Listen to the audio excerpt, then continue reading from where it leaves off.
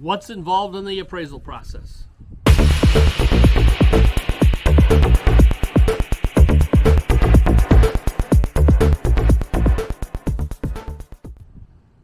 Hi everyone, welcome to another edition of 2 Minutes with Mike. My name is Mike Rennick. I am your host for this video. My guest today is Don Bartolomucci. One of these days I'm going to learn how to pronounce that. I promise you. Don is here because he's the best mortgage guy I ever worked with, and I wouldn't say that if I didn't mean it. But we've been asked a series of questions lately, and I'd like to address them with the videos. So the question comes down to what happens during the appraisal process?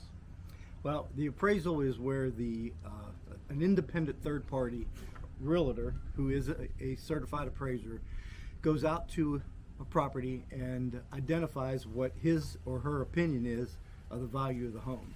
The way that's done is through comparing the home that we're appraising to 3 other homes that are similar. They have the same bedroom count, they have the same number of bathrooms, similar square footage, etc. What the appraiser actually does is a mathematical calculation of adjustments comparing the subject property, which is the property being appraised. So since every home in the analysis isn't identical, that's where the adjustments come in, right? That's correct. And what kind of adjustments might they go through? Well, things like, condition is one. Okay. All right. Square footage is an obvious one. If my house is 2,000 square feet and I'm comparing it to another property that's 2,200 square feet, my property is inferior to that property. So based on one parameter. Based on that one parameter. And that's how a negative adjustment occurs.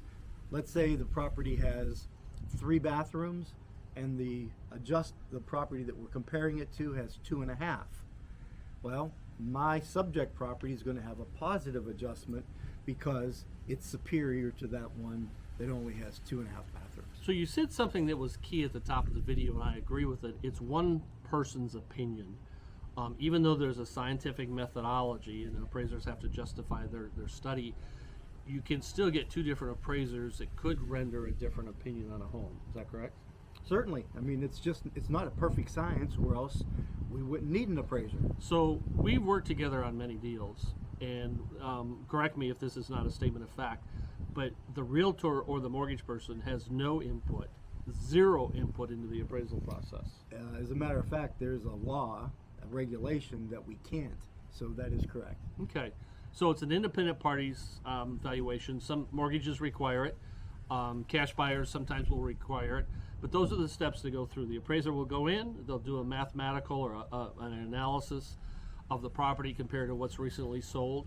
One of the things, I'll share this as a personal side, when we went through the past 18 months of craziness, I used to, when I met with an appraiser, when I would open the property for them to go in, I would share my empathy with them because things were changing so fast that no matter, if they did an appraisal on Monday and they came back the following Tuesday, 8 days later, it could be different. It's crazy. It was, but that's all settled down. That was a tough market because property values were escalating so quickly, so fast. It was difficult to keep up with them. So Don, this is going to generate more questions. So if someone wanted to get a hold of you, how would they do that? I would dial 941-227-7618. And my name is Mike Rennick. My personal cell is 941-400-8735. Thanks for watching, everyone.